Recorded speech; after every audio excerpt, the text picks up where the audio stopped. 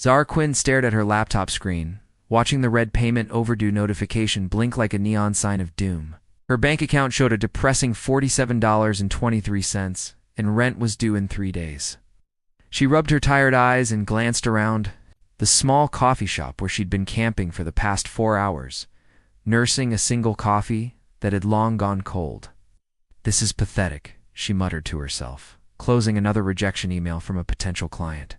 The freelance graphic design world was brutal, and lately it felt like everyone wanted free work or paid in exposure, which unfortunately didn't cover rent.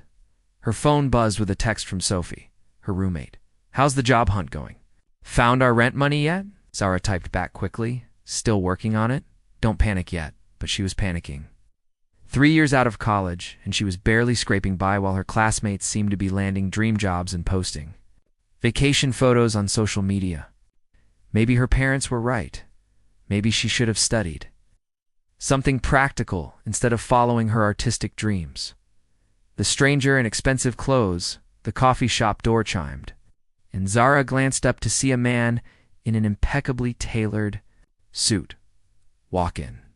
Even from across the room, she could tell his clothes cost more than she made in 6 months. His dark hair was perfectly styled, and he moved with the confident stride of someone who never worried about money. "Must be nice," Zara mumbled, returning to her laptop where she was desperately trying to finish a logo design for a client who was paying her a fraction of what the work was worth. The man approached the counter, and Zara couldn't help but overhear his conversation with Alina, the coffee shop manager. "I'll take whatever your most expensive drink is," he said, pulling out a black credit card that Zara was pretty sure was made of actual metal. "Our specialty latte is $12, Alina replied hesitantly. "Make it 20, the man said casually. "Keep the change." Zara rolled her eyes so hard it hurt. "Show off." Some people threw around money like it grew on trees, while others couldn't even afford basic necessities. She'd been working since she was 16, putting herself through college with student loans she was still paying off. And here was this guy treating $20 like pocket change. The collision course frustrated with her financial situation, and annoyed by the display of wealth, Zara decided to pack up her things. She'd been at the coffee shop too long anyway, and her welcome was probably wearing thin since she'd only bought 1 drink. She gathered her laptop, sketches, and the stack of bills she'd been trying to ignore, shoving everything into her worn messenger bag. As she stood up, her bag caught the edge of her coffee cup, sending the cold liquid flying across her small table. "Oh, no, no, no." She gasped, watching helplessly as coffee soaked into her portfolio of printed designs. The only professional copies she had. In her panic to save her work, Zara rushed toward the counter to grab napkins, not paying attention to where she was going. She collided directly with the expensive suit guy, who had been walking back to his table with his $20 coffee. The impact sent his drink flying, covering his pristine white shirt and perfectly pressed suit jacket in hot coffee. Rose from the fabric as the dark liquid spread across his chest. Words that cut deep. "Oh my God, I'm so sorry," Zara exclaimed, grabbing napkins from the counter. "I didn't see you there. I was just trying to save my portfolio, and I'm having the worst day ever, and I'm really sorry about your shirt." She reached toward him with the napkins, but he stepped back, his expression cold and disgusted. "Are you serious right now?" His voice was sharp, cutting through the coffee shop's ambient noise. "Do you have any idea how much this suit costs?" Apology died in her throat. The genuine concern in his eyes had been replaced by something that looked like contempt. "I said I was sorry," she replied, her voice smaller now. "It was an accident." "An accident?" He brushed at his shirt futilely, the coffee already setting into the expensive fabric. "This shirt costs more than most people make in a month, and my meeting is in 30 minutes. The words hit Zara like a slap. More than most people make in a month? The arrogance was breathtaking. "Well, excuse me for existing in your precious space," she snapped back, her embarrassment quickly turning to anger. "Some of us can't afford to throw money around like confetti. Some of us are just trying to get by, the point of no return." The man's eyes narrowed. "Maybe if you spent less time camping in coffee shops and more time finding a real job, you wouldn't have to get by."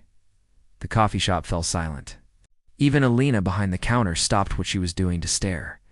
Zara felt heat rise in her cheeks, a mixture of humiliation and rage. A real job? Zara's voice rose dangerously. You mean like the graphic design work I've been doing for 12 hours straight? The client meetings I take at coffee shops because I can't afford an office? The freelance projects that barely pay enough to cover groceries? She stepped closer, her dark eyes flashing with anger. You know what your problem is? You've never had to worry about money a day in your life. You've never had to choose between buying coffee or buying lunch. You've never had to work multiple jobs just to afford textbooks. The man's jaw tightened, and for a moment, something flickered across his face. Surprise, maybe, or recognition. But it was gone so quickly Zara thought she might have imagined it. You don't know anything about me, he said quietly. I know enough, Zara shot back. I know you think $20 is nothing. I know you think your shirt is worth more than a human being's monthly income. I know you look at people like me and see nothing but inconvenience. She grabbed her soggy portfolio and her bag, holding her head high despite the tears threatening to spill over. Enjoy your expensive coffee, your expensive clothes, your expensive life, she said, her voice steady, despite the emotion churning inside her. And maybe next time, try looking where you're going, instead of assuming the whole world will. Move out of your way. The mysterious reaction as Zara stormed toward the door. She didn't see the expression that crossed the stranger's face. It wasn't anger or annoyance. It was something much more complicated. He watched her leave, noting the determination in her stride despite her obvious distress.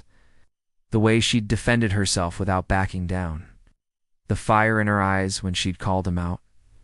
Marcus Vale stood in the middle of the coffee shop. Expensive coffee dripping from his ruined shirt.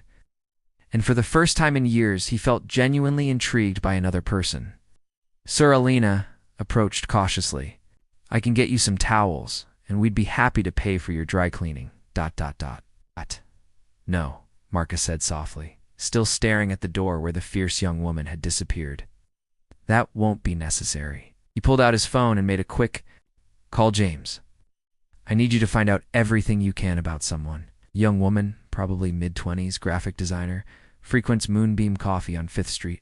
As he described Zara to his assistant, Marcus couldn't shake the feeling that his perfectly ordered world had just been turned upside down by a girl with coffee-stained hands and fire in her soul. And surprisingly, he found himself looking forward to seeing what would happen next. 3 days after the coffee shop incident, Zara was still replaying the humiliating encounter in her mind. She'd managed to salvage most of her portfolio, though several pieces still bore faint coffee stains that served as a constant reminder of her mortifying outburst. You're brooding again, Sophie observed from their tiny kitchen, where she was making instant ramen for the 3rd night in a row. It's just some rich jerk. Forget about him. I can't, Zara sighed, staring at her laptop screen. I completely lost it, Sophie. I yelled at a stranger in public. What if someone recorded it? What if it affects my reputation? Your reputation is what? The girl who calls out entitled billionaires? Sophie grinned. That's not exactly bad publicity in this economy. Before Zara could respond, her phone rang with an unknown number.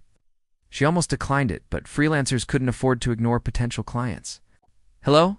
Is this Zara Quinn? The voice was professional, female, unfamiliar. Yes, this is Zara. My name is Patricia Williams from Nexus Creative Agency. We've seen your work online and we have an urgent project that requires your specific aesthetic. Would you be available for a consultation tomorrow? Zara's heart skipped. Nexus Creative was one of the biggest advertising agencies in the city. She'd applied there twice and never even gotten a call back. Of course, what type of project are we discussing? A complete rebranding campaign for a major client?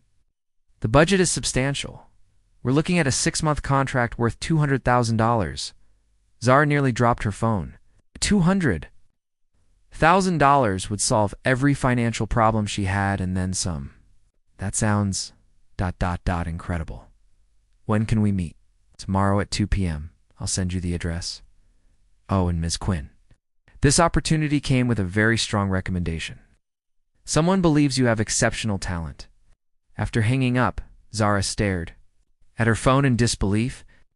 Sophie noticed her expression immediately. What happened? You look like you've seen a ghost. I think I just got the job opportunity of a lifetime, Zara whispered, but I've no idea why. The watching eyes. What Zara didn't know was that across town, Marcus Vale was sitting in his penthouse office, reviewing the report his assistant had compiled about her.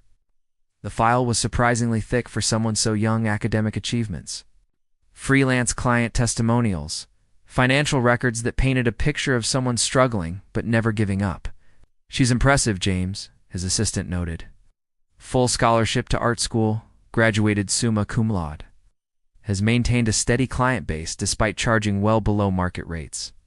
Her work is genuinely innovative. Marcus studied photos of Zara's designs on his computer screen.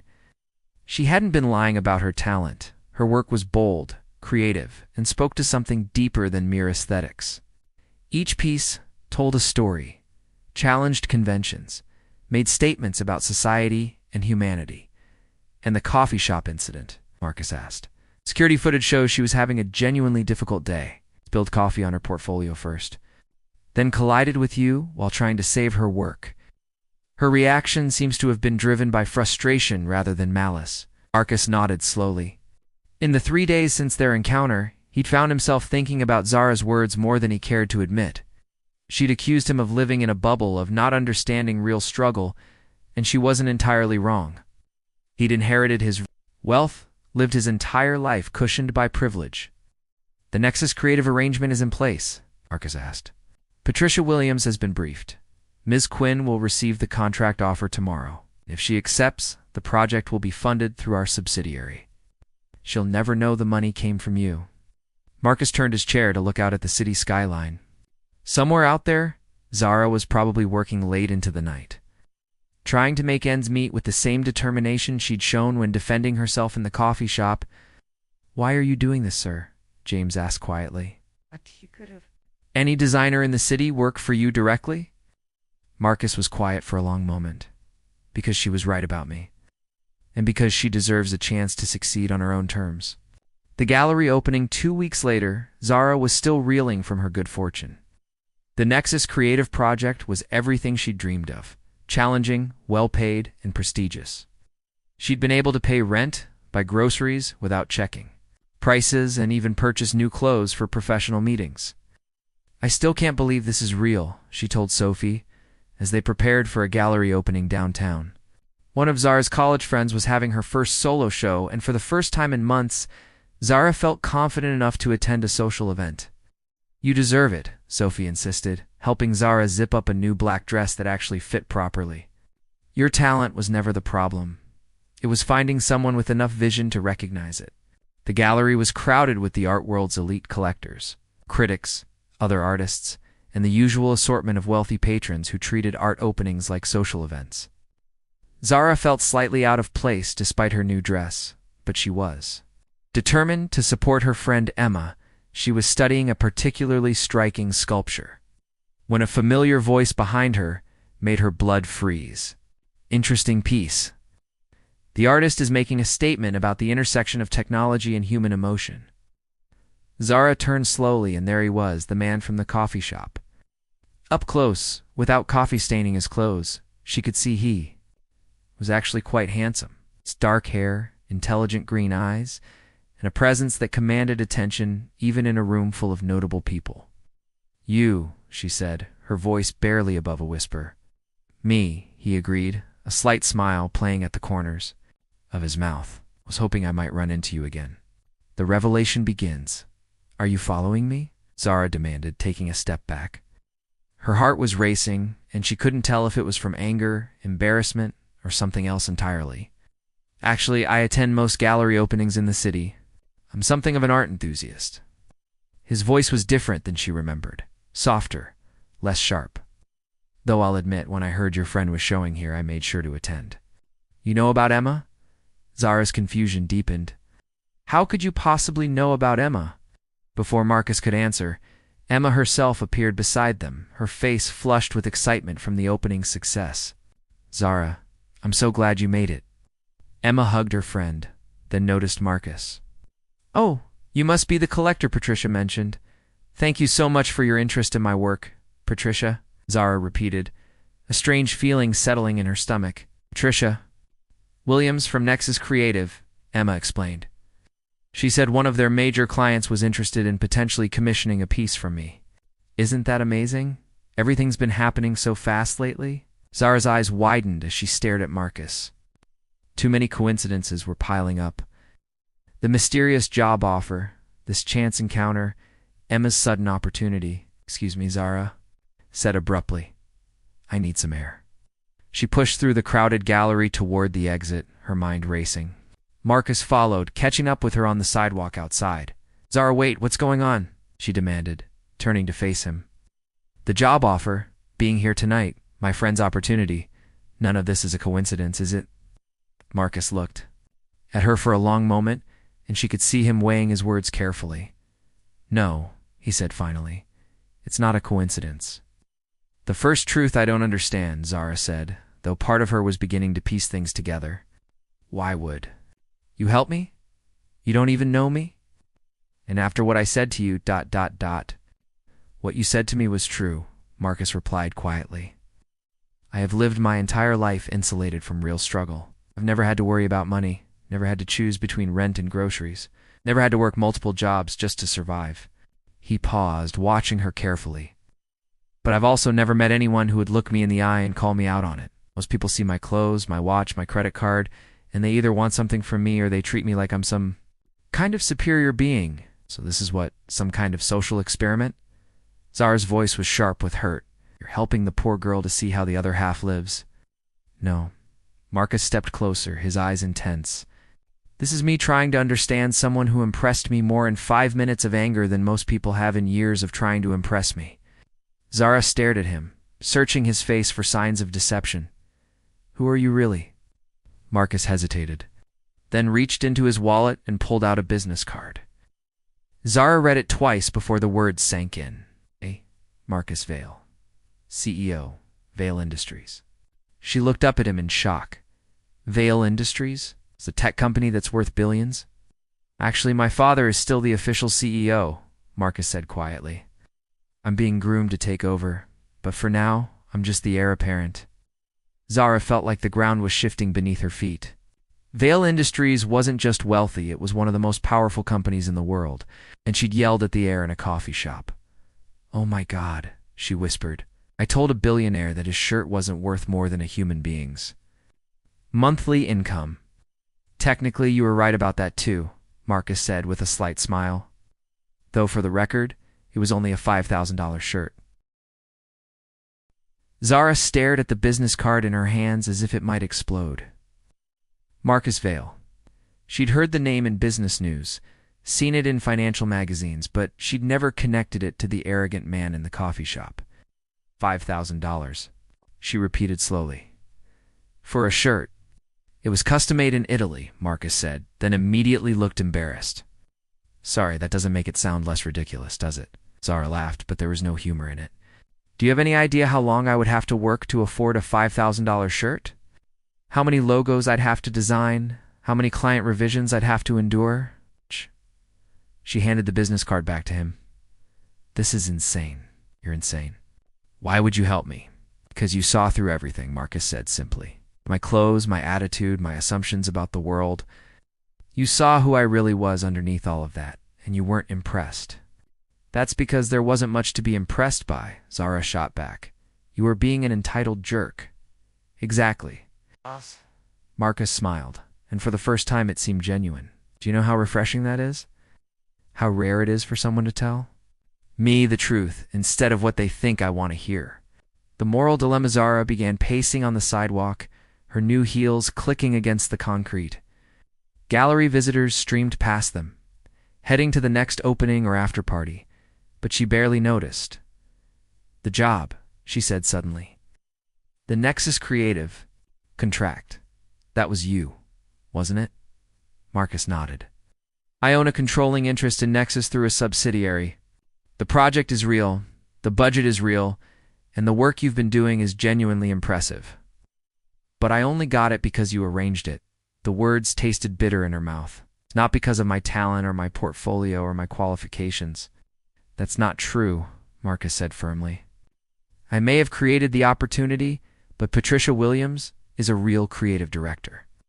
And she wouldn't have offered you the contract if you weren't capable of delivering exceptional work.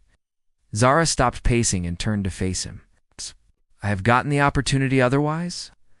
Would Nexus Creative have ever looked at my portfolio if you hadn't arranged it? Marcus was quiet for a moment. Probably not, he admitted. Not because you lack talent, but because the industry is built on connections and access that most people don't have. So what am I supposed to do now? Zara's voice cracked slightly. Keep the job, knowing it's charity. Give it back and prove that I'm too proud to accept help. Either way, I feel like I'm not really earning what I have. The complexity of success. Can I tell you something? Marcus asked. Something I've never told anyone else?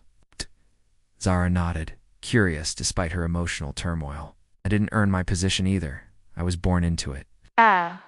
Every opportunity I've had, every door that's opened for me, every success I've achieved, it's all built on advantages I never worked for. He looked out at the city lights stretching endlessly in all directions. You think that makes me a fraud? That's different, Zara protested. You didn't choose to be born wealthy. You didn't choose to be born without connections, Marcus countered. The difference is you've been fighting for every small victory while I've been handed everything on a silver platter. If anyone deserves to question their worth, it's me. Zara studied his profile in the streetlight.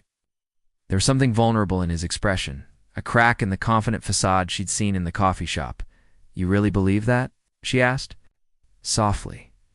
I know it, Marcus said. That's why what you said to me hit so hard. You were right. I don't understand real struggle, but I want to learn, and maybe you could teach me. An unexpected proposal teach you? Zara couldn't hide her skepticism. What exactly do you think I could teach someone who owns half the city? How to see value in things that can't be bought, Marcus said immediately. How to work for something you want instead of just acquiring it. How to find meaning in struggle instead of just avoiding it. He turned to face her fully. I have a proposition for you. Another one? Zara raised an eyebrow, because the last one turned out to be pretty complicated. Keep the Nexus contract, Marcus said. It's yours now, regardless of how it started. But I want to hire you for something else, something personal. What kind of personal project requires a graphic designer? Marcus smiled, and this time there was something mischievous in it. I want you to redesign my life. Zara blinked. Sorry, what? You said I live in a bubble that I don't understand how real people live. So show me. Teach me how to exist without the safety net. How to appreciate things that actually matter. Help me become someone worth knowing instead of just someone worth inheriting from. The dangerous territory. Zara stared at him, trying to process what he was suggesting. Marcus, that's not a job. I don't even know what that is. It's a chance, he said quietly, for both of us. You get to keep the financial security you need to focus on your art. I get to learn from someone who's never been impressed by money. What makes you think I want to spend time with you? Zara asked, though her tone was softer than her words. Because despite how we met, despite everything you know about me now, you're still standing here talking to me instead of walking away. Marcus stepped closer. And because I think you're curious about me too. He wasn't wrong, and that fact annoyed Zara more than she cared to admit. There was something compelling about Marcus Vale beyond his wealth and status. The vulnerability he'd shown tonight, the genuine regret about their first encounter. The way he listened when she spoke, it was intriguing. This is crazy, she said finally. Completely, Marcus agreed. But so was yelling at a stranger in a coffee shop, and that led to this conversation. Zara looked back at the gallery, where Emma's opening was still in full swing. Through the windows, she could see people admiring art, making connections, building careers through networking and opportunity. If I agreed to this insane arrangement, she said slowly, what would it actually look like? Marcus's eyes lit up with hope. We spend time together.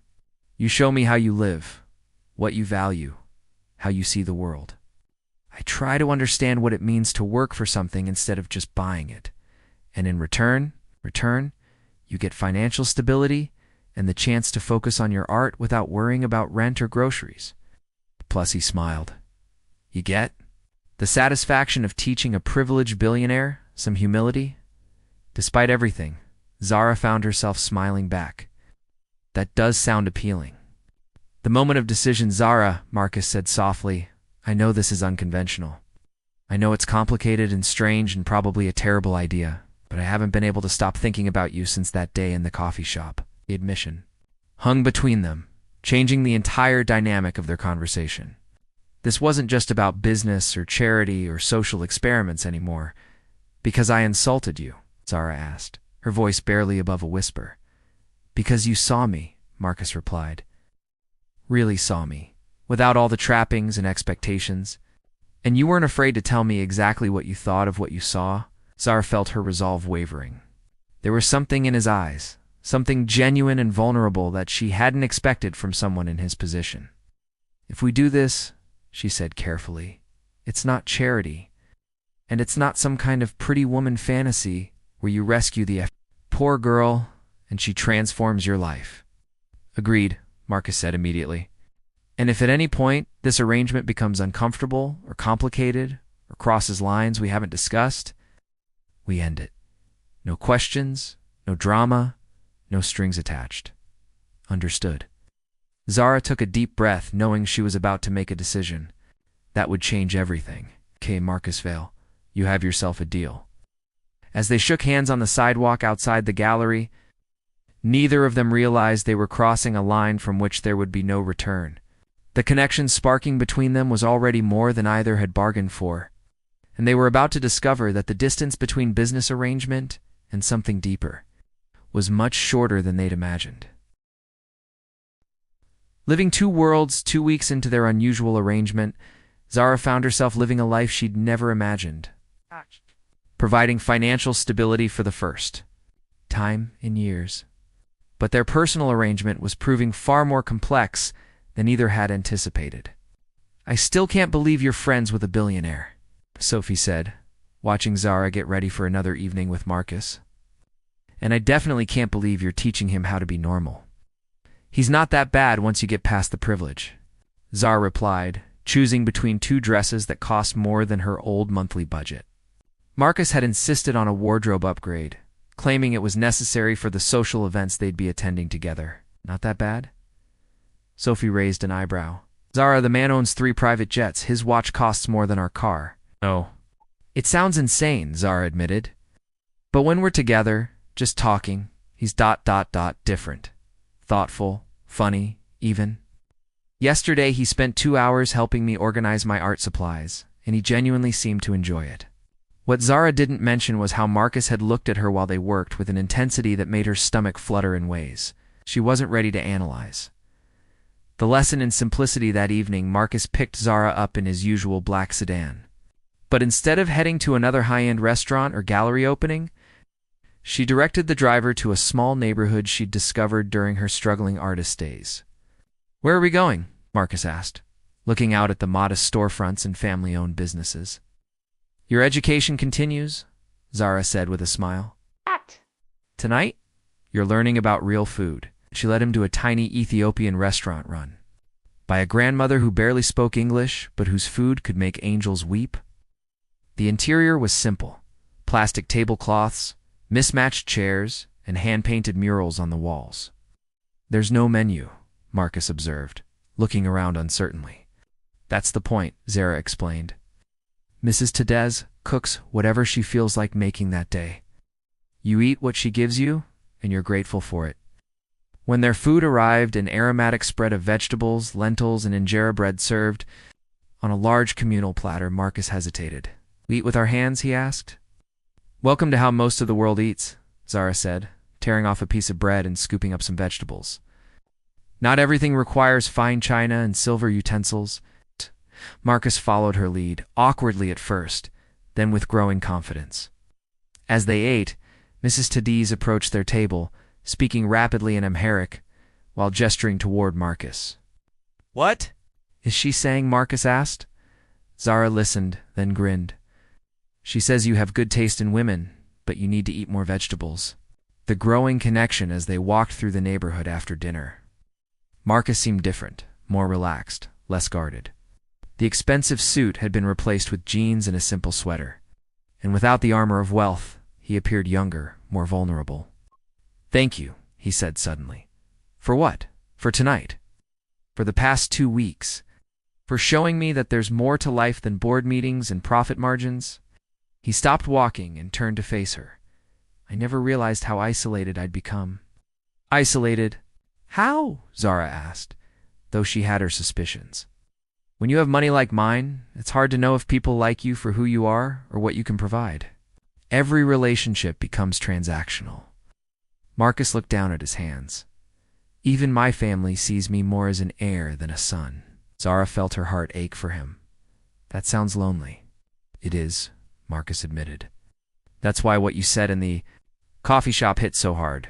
You saw right through all the pretense to who I really am underneath, and you didn't like what you saw. I didn't dislike you, Zara said softly. I disliked your behavior. There's a difference. They resumed walking, and Zara found herself hyper-aware of the space between them. Somewhere in the past 2 weeks, Marcus had stopped being the arrogant. A stranger from the coffee shop and had become someone she genuinely cared about. The business revelation the next morning. Zara was working on her Nexus project when her phone rang. The caller ID showed Marcus's name, but the voice was all business. I need to see you, he said without preamble. Can you come to my office? Is everything okay? Zara asked, concerned by his tone. Just, please come. I'll send a car. An hour. Later, Zara found herself in the executive elevator of Vale Industries, rising toward the top floor. She'd never seen Marcus in his professional environment. She wasn't sure what to expect. The elevator opened directly into a vast office with floor-to-ceiling windows overlooking the city. Marcus stood behind an imposing desk, but he wasn't alone. An older man with sharp eyes and an expensive suit was sitting across from him, and both looked grim. Zara, Marcus said, his voice carefully controlled. I'd like you to meet my father, Richard Vale. Richard stood and extended his hand with the practiced charm of someone accustomed to controlling every situation. Ms. Rodriguez, I've heard quite a lot about you. Mr. Vale, Zara replied cautiously, shaking his hand and immediately not liking the calculating look in his eyes. Please, sit, Richard said, gesturing to a chair. We have some important matters to discuss. The ultimatum, I understand you and my son have entered into some kind of arrangement, Richard began, his tone making it clear what he thought of their relationship. Dad, Marcus warned, but Richard held up a hand. Marcus, you're 29 years old and the heir to a multi-billion-dollar empire. It's time you started thinking about your future and the company's future more seriously. Turn back. To Zara, Ms. Rodriguez, I'm sure you're a lovely young woman, but my son needs to be focusing on his responsibilities. Not playing house with someone so far outside his social circle. Zara felt heat rise in her cheeks. Excuse me, I'm offering you $2 million to end whatever this relationship is and disappear from Marcus's life permanently. The office fell silent. Zara stared at Richard Vale, unable to believe what she'd just heard. She glanced at Marcus, whose face had gone pale. Dad, that's enough, Marcus said, standing up. Is it Richard's voice hardened? 'Cause the board is asking questions about your judgment. Your relationship with Ms. Rodriguez is becoming a distraction from your duties to this company. The defense, Sarah found her voice, though it shook with anger. Mr. Vale, with all due respect, you don't know anything about me or your son's relationship with me. I know that you're a struggling artist who suddenly gained access to expensive clothes, luxury restaurants, and my son's financial resources, Richard replied coldly. The pattern is quite obvious. The pattern, Zara said, standing up to face him, is that your son is trying to become a better person. He's learning about empathy, about perspective, about values that can't be bought or inherited. She turned to Marcus, who was watching the exchange with a mixture of admiration and distress. You want to know what Marcus has taught me? That wealth doesn't automatically make someone a bad person. That privilege can be used to help others instead of just accumulating more privilege. Someone can acknowledge their advantages and work to understand those who don't have them. Richard's expression didn't change. How refreshingly naive. And what has this education cost my son? Besides time and money, he should be investing in more practical pursuits. It's cost him nothing, Zara said firmly. If anything, he's gained perspective that will make him a better leader. The contract offer, Richard Vale smiled, but there was no warmth in it. Since you seem so invested in my son's development, perhaps we can come to a more Formal arrangement. He pulled a folder from his briefcase and placed it on the desk. Contract. $3 million paid over 6 months for you to continue your relationship with Marcus, but under specific terms. Zara stared at the folder as if it might bite her. Hey, what kind of terms? You'll attend social functions as his companion, help improve his public image, and provide the appearance of a stable relationship. In return, you'll receive more money than you could earn in 10 years of graphic design work. You want to pay me to be your son's fake girlfriend? Zara asked. Incredulous. I want to pay you to be whatever he needs you to be to keep him focused and happy, Richard replied. Think of it as a very well-compensated consulting position. That makes it. Marcus finally spoke up, his voice tight with controlled anger. Dad, stop. This isn't your decision to make, isn't it? Richard turned to his son. You've made it clear that Ms. Rodriguez is important to you. I'm simply trying to ensure that arrangement benefits everyone involved. The moment of truth, Zara looked between father and son, seeing the years of tension and expectation that had shaped their relationship. Marcus looked, trapped, caught between his family's demands and his own desires. What if I refuse? Zara asked. Then I'll assume your feelings for my son are genuine, Richard said, and I'll respect that. But I'll also assume that Marcus is serious about this relationship, which means certain adjustments will need to be made to his role in the company. The threat was implicit, but clear. Choose the money, or Marcus might lose his position as heir. Zara felt sick. This was exactly what she'd been afraid of, that their relationship would become complicated by money and power and expectations she couldn't control. I need to think about this, she said finally. Of course, Richard said, standing up. Is it? Richard's voice hardened. Because the board is asking questions about your judgment. Your relationship with Ms. Rodriguez is becoming a distraction from your duties to this company. The defense. Zara found her voice, though it shook with anger. Mr. Vale, with all due respect, you don't know anything about me or your son's relationship with me. I know that you're a struggling artist who suddenly gained access to expensive clothes, luxury restaurants, and my son's financial resources, Richard replied coldly. The pattern is quite obvious. The pattern, Zara said, standing up to face him, is that your son is trying to become a better person. Without doubt, he's learning about empathy, about perspective, about values that can't be bought or inherited. She turned to Marcus, who was watching the exchange with a mixture of admiration and distress. You want to know what Marcus has taught me? That wealth doesn't automatically make someone a bad person. That privilege can be used to help others instead of just accumulating more privilege.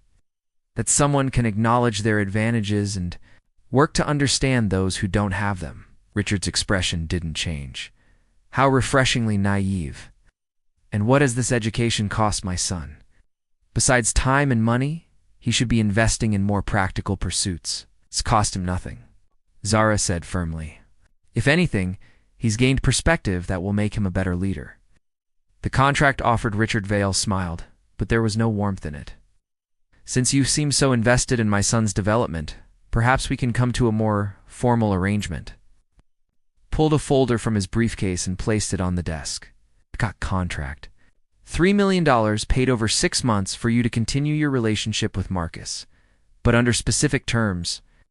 Zara stared at the folder as if it might bite her. What kind of terms? You'll attend social functions as his companion, help improve his public image, and provide the appearance of a stable relationship. In return, you'll receive more money than you could earn in 10 years of graphic design work. You want to pay me to be your son's fake girlfriend? Zara asked. Incredulous. I want to pay you to be whatever he needs you to be to keep him focused and happy, Richard replied. Think of it as a very well-compensated consulting position. Marcus finally spoke up, his voice tight with controlled anger. Dad, stop. This isn't your decision to make, isn't it? Richard turned to his son. You've made it clear that Ms. Rodriguez is important to you. I'm simply trying to ensure that arrangement benefits everyone involved. The moment of truth, Zara looked between father and son, seeing the years of tension and expectation that had shaped their relationship. Marcus looked trapped, caught between his family's demands and his own desires. "What if I refuse?" Zara asked. "Then, I'll assume your feelings for my son are genuine," Richard said, "and I'll respect that. But I'll also assume that Marcus is serious about this relationship, which means certain adjustments will need to be made to his role in the company." The threat was implicit but clear. Choose the money, or Marcus might lose his position as heir. Zara felt sick. This was exactly what she'd been afraid of, that their relationship would become complicated by money and power and expectations she couldn't control. "I need to think about this," she said finally. "Of course," Richard said, standing up. "Take all the time you need. Remember, Ms. Rodriguez, this isn't just about you and Marcus anymore. There are larger considerations at play." After Richard left, Marcus and Zara stood in the vast office, the contract folder between them like a chasm. "I'm sorry," Marcus said quietly. "I never wanted this to happen." "But it has happened," Zara replied. "And now I have to decide whether to take money to be with you, or walk away and potentially ruin your future." Marcus crossed to her, taking her hands in his. "There's a third option, which is we forget about contracts and expectations and family pressure. We figure out what we want, just the two of us, and we fight for it."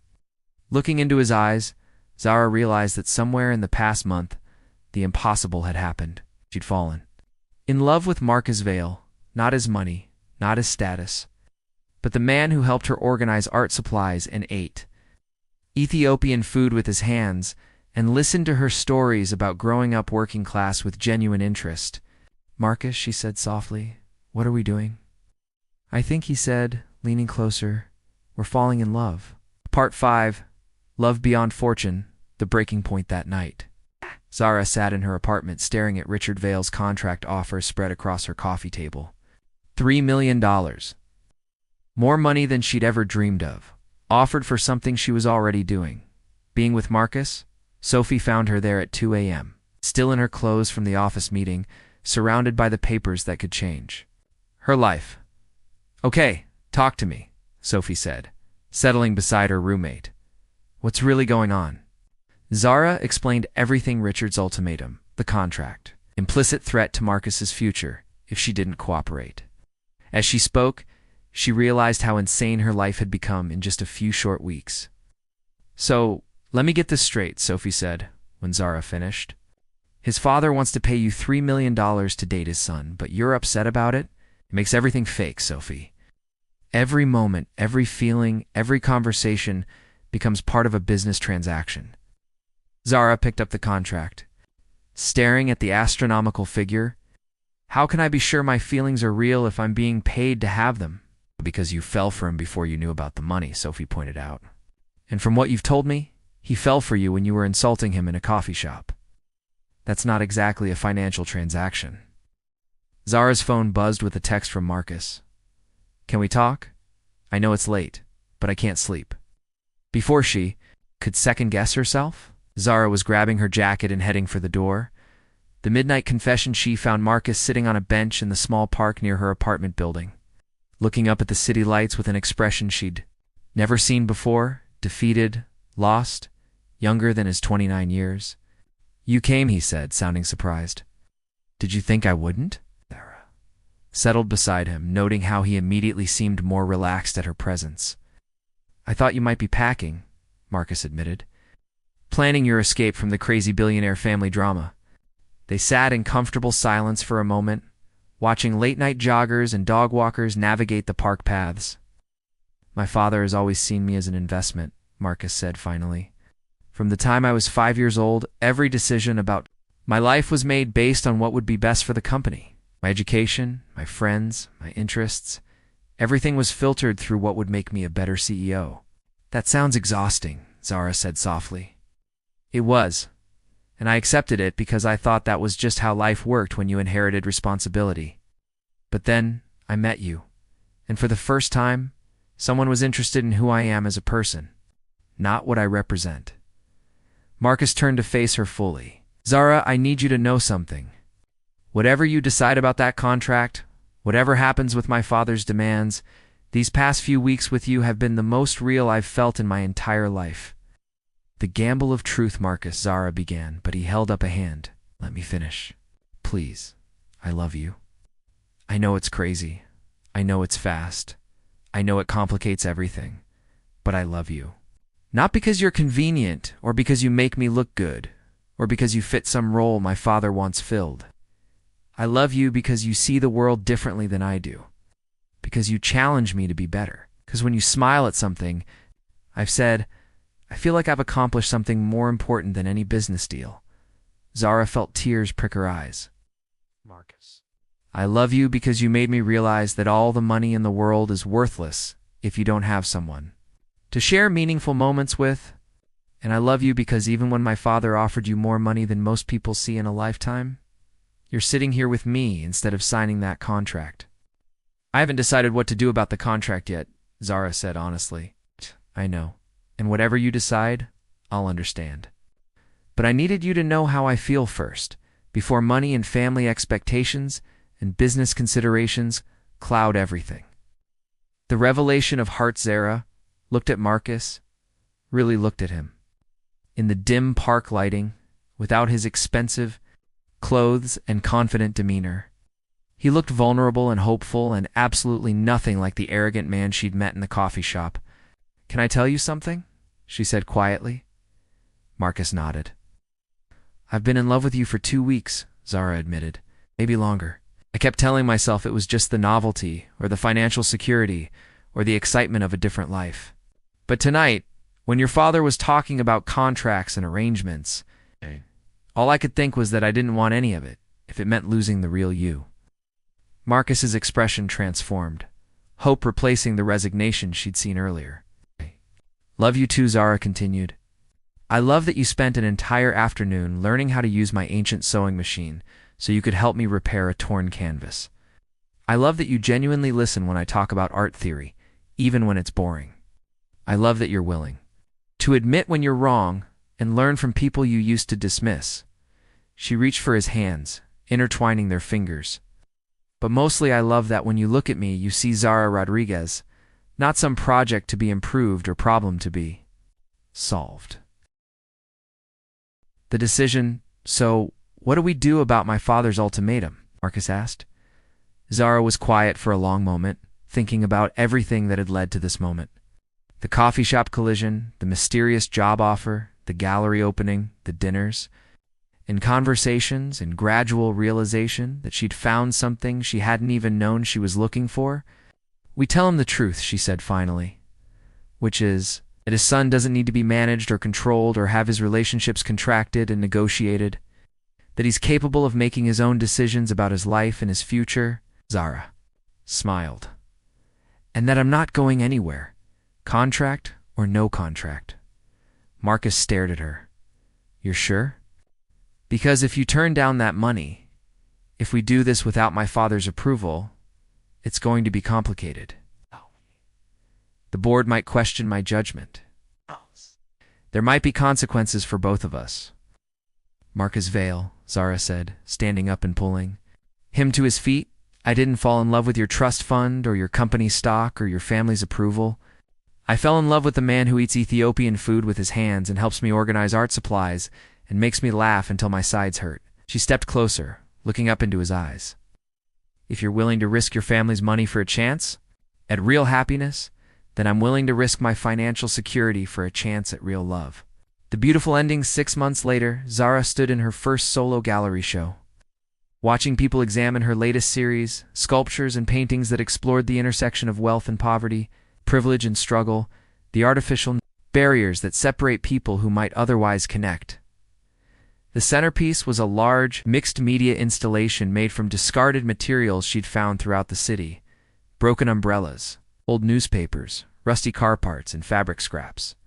But woven throughout the refuse were threads of gold and silver, creating something beautiful from what others had thrown away. The artist calls it hidden value, she heard someone explain to a companion.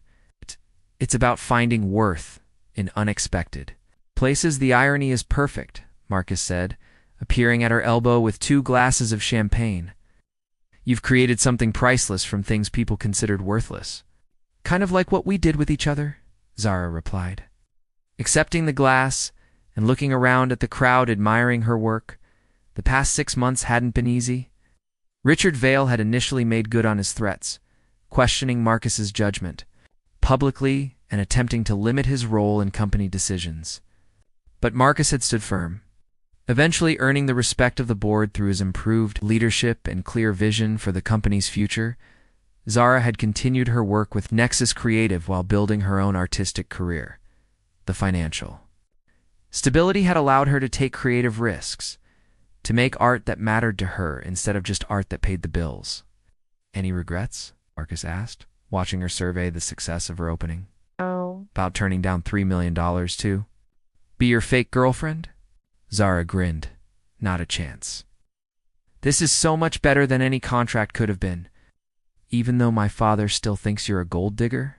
Even though your father will probably always think I'm a gold digger, Zara confirmed. Think he's starting to respect me, especially after I told him exactly what I thought of his parenting techniques. Marcus laughed. I still can't believe you lectured Richard Vale about emotional availability. Someone had to, Zara said, and besides, it worked. He actually called you last week just to check in, not to discuss business. The promise of forevers. The evening wound down, and the gallery began to empty. Marcus and Zara found themselves alone among her artwork. The success of the show, the positive reviews, the pieces that had already sold, it all felt surreal. Zara, Marcus said suddenly, reaching into his jacket pocket. I have something for you. If it's expensive jewelry, I'm throwing it at your head, Zara warned, but she was smiling. It's not jewelry, Marcus said, pulling out a small wrapped package. Though it is valuable, at least. It is to me. Zara unwrapped the gift carefully, revealing a small canvas no bigger than her palm. On it was a miniature painting of a coffee cup with a small brown stain beside it. You painted this? She asked, amazed. I've been taking lessons, Marcus admitted. I wanted to commemorate the moment we met, the moment you spilled coffee on my shirt and changed my entire life. Zara felt tears well up in her eyes. Marcus, this is beautiful. It's terrible, Marcus corrected. I have no artistic talent whatsoever. But it's honest, and it's from the heart, and it represents the exact moment I started falling in love with you. He took the painting and set it carefully on a nearby easel, then turned back to face her. Zara Rodriguez, he said, dropping to one knee and pulling out a ring box. That was notably modest compared to what she might have expected from a billionaire's proposal. Will you marry me? Not because my father approves or because it makes good business sense or because it comes with a contract, but because I can't imagine my life without you in it. The yes that changed everything's. Zara looked down at Marcus, this man who had transformed from an arrogant stranger into someone she couldn't live without. The ring was beautiful, but not ostentatious. A simple solitaire that caught the gallery. Lights without overwhelming her hand, are you sure? She asked. Because I'm never going to be the kind of wife who hosts charity luncheons and wears designer gowns to board meetings. I'm counting on it, Marcus said. I need someone who will keep me grounded, who will remind me what really matters, who will call me out when I start believing my own hype. And I'm never going to stop making art, even if it's controversial or doesn't sell or makes your family uncomfortable. I wouldn't want you to, Marcus replied. Your art is part of who you are, and I fell in love with all of who you are. Looked around at our gallery show, at the art she'd created from discarded materials, at the life she'd built through determination and talent, and yes, a little help from an unexpected source. In that case, she said, reaching down to touch his face gently, yes, I'll marry you, Marcus Vale. As he slipped the ring onto her finger and stood to kiss her, Zara realized that sometimes the most beautiful things really did come from the most unexpected places. A chance encounter, a spilled coffee, a moment of anger that led to understanding, all of it had brought her to this moment. This man, this love that was worth more than any amount of money. I love you, Marcus whispered against her lips. Love you too, Zara replied. Even if you did ruin a perfectly good shirt. Marcus laughed, spinning her around in the empty gallery among the art that told their story better than words ever could. Outside, the city continued its endless dance of ambition and dreams. But inside, two people who had found something more valuable than wealth had found each other, and for the first time in both their lives, they had everything they truly needed. The end.